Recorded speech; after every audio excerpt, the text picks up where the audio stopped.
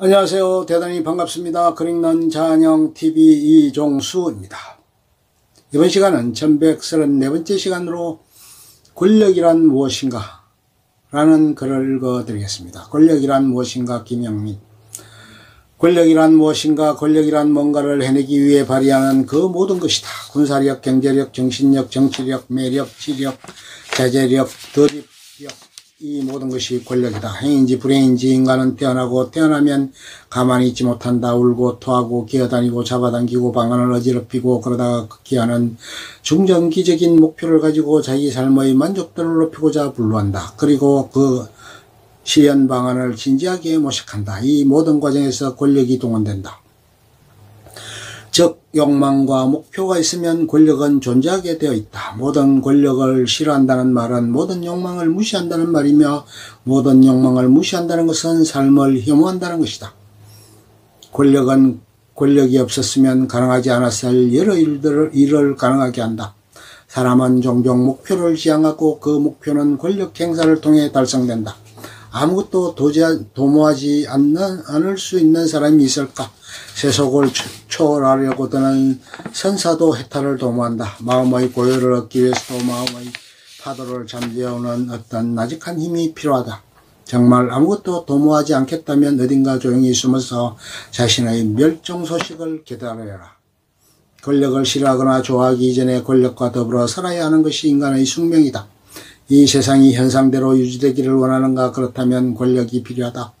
현상의 변화를 원하는가? 그렇다면 권력이 필요하다. 사무실이 현상대로 유지되기를 원하면 주기적으로 청소를 해야 하고, 청소를 돌리려면 동력이 필요하다. 거실의 탁자 배치를 바꾸려면 탁자를 들어 옮겨야 하고, 탁자를 들려면 힘이 필요하다. 혼탁한 정치판을 바꾸기를 원하는가? 그렇다면 권력이 필요하다.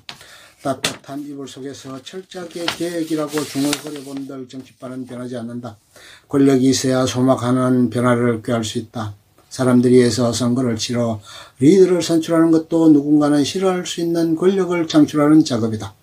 그러한 과정을 통해 권력을 창출하지 않으면 많은 일을 도모할 수 없다.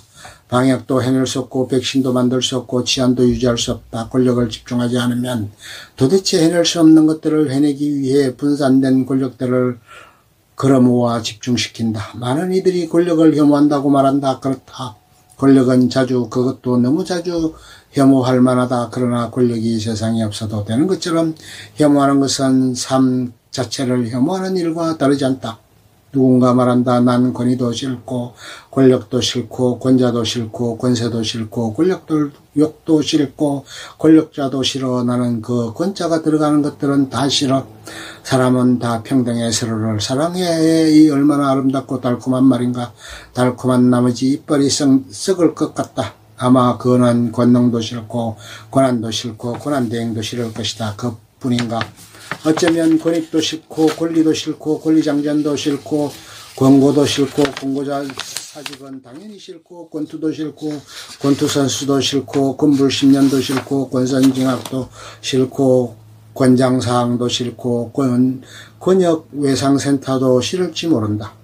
권력이 싫다는 말은 아름다운 말이지만 건태로운 말이다. 그렇게 말한다고 해서 권력이 없는 세상이 도래할 것도 아니고, 지금 권력이 없는 사람에게 권력이 주어질 것도 아니고, 심지어 그 평소에 권력에 치열하게 저항하며 사는지조차도 알 수 없다. 오히려 현재 권력 없는 사람을 영원히 권력으로부터 멀어지게 만들지도 모른다. 저토록 아름다운 말을 반복하다가 지력이 권태기에 빠질 위험이 있다. 권력이 싫다는 말만 가지고는 현 권력자를 혐오하는 것인지, 자신이 권력을 가지고 싶다는 말인지, 그것도 아니면 권력 자체를 냉소하는 것인지 정확히 알 수 없다. 권력을 냉소할 수 있는 것도 권력이다. 권력이라는 엄청난 상대를 두고 차갑게 웃을 수 있다는 것은 이미 어떤 권력을 발휘한 결과다. 권력이 진짜 없는 사람은 권력에 대해 냉소하기도 어렵다. 권력이 없다는 것은 당장 어떤 것을 도모하기도 어려운 힘겨운 상태라는 말인데, 어떤 권력을 냉소할 수 있단 말인가. 그런 이들은 최전선의 삶을 영위해 나가는 것도 힘겹기 때문에 권력을 냉소하기보다는 권력을 갈망하기 쉽다. 일정한 권력이 있으면서 권력에 대해 냉소를 퍼붓는 이런 자신을 해서 역자로 위치시키는 행위에 가깝다.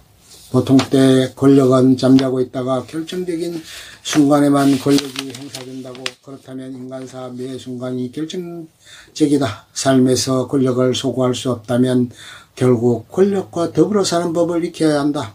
권력의 편재를 인정하되 권력과 더불어 사는 방법에 대한 고민은 오늘에만 있었던 것은 아니다. 조선 왕조 시대의 문인 조찬한 1572에서 1631은 이렇게 쓴 적이 있다.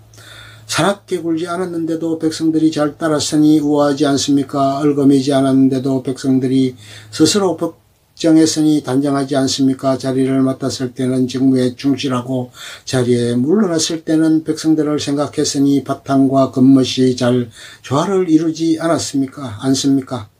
조찬하는 권력을 행사하는 사람의 관점에서 말한다. 거칠게 권력을 행사하지 않았음에도 일정한 통치 효과가 있었음을 찬탄한다.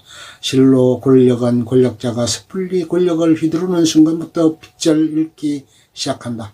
손에 권력이 있다고 해서 무리하게 굴면 조만간 줄어들기 시작하는 것이 권력이다. 권력을 날 것으로 과시하면 결국 훼손되기 마련인 것이 권력이다. 폭력조차도 폭력적인 법이다. 권력의 칼집에 넣어둘 수 있는 역량이 권위를 낳는다. 권력자가 자신을 낮출 때 비로소 권위를 선물로 받는다. 권위는 권력의 가장 말랑말랑한 형태이다. 권위는 권력자가 권력을 휘두르지 않는 순간 발생한다. 선생의 권위는 어떤가? 교학의 관계에는 형식상 완전히 평등하기 어렵기 때문에 일정한 권위가 요청된다. 누군가 살며시 다가와 당신의 스승이 되고 싶어요라고 수줍게 기속말을 하면 경계해야 한다. 권력 혹은 권위가 게재될 사안이기 때문이다. 사제시간도 아닌데 아무나 붙잡고 가르치는 말투로 시전하면 상대가 갑자기 토하곤 하는데 그것은 권력의 냄새를 맡았기 때문이다. 프랑스 작가 알베르토 까뮈는 운 좋게도 자신의 스승 장 그르니에와의 관계에서 권위가 긍정적으로 작동하는 체험을 한 것 같다. 장 그르니에의 섬의 서문에서 자신의 스승을 찬미하며 말한다. 이 장기간에 걸친 교류는 예속이나 복종을 요구하는 것이 아니라 다만 가장 정신적인 의미에서의 모방을 이야기한다. 인간의 역사는 다행히 정오 못지않게 찬미의 바탕 위에 건설되는 것이다. 아마 장 그르니에는 가르치는 자의 권위를 잘 행사한 사람이었고 까뮈는 그 권위의 세례를 자신의 자양분으로 삼은 행운아였던 것 같다. 까뮈의 서술에서는 이제 탈성략화할 영역이 별로 남아있지도 않는 한국 사회에서 기대하기 어려운 성스러운 고향감마저 감돈다. 그러나 모두가 장 그르니에나 까뮈인 것은 아니다. 강자는 대개 권력 행사에 서툴고 약자는 권력의 저항에 서툴다. 폭력을 행사한다고 해서 상대가 마음 깊이 복종하는 것도 아니고 한껏 무리하게 군다고 해서 권위주의가 타파되는 것도 아니다. 원치 않는 권력에 저항해야 하는 사람은 어떻게 해야 하나? 비슷한 사람들을 광범위하게 조직화할 수 있다면 권력에 대한 저항도 쉬울 것이다. 그렇게 조직할 수 있다는 것 자체가 이미 일정 정도의 권력을 가졌다는 말이다. 조직화의 역량 자체가 없는 사람은 어떻게 해야 하나? 권력자의 힘을 과장하지 않는 데서 시작해야 한다. 권력자의 힘은 늘 한계가 있다. 자신이 가진 힘 이상으로 상대가 두려워하는 것이야말로 권력자가 원하는 바이며 그렇게 정도 이상으로 두려워하게 만드는 것이야말로 권력의 작동이다. 권력은 약자로 하여금 권력의 정강 현실을 체험하게 한다.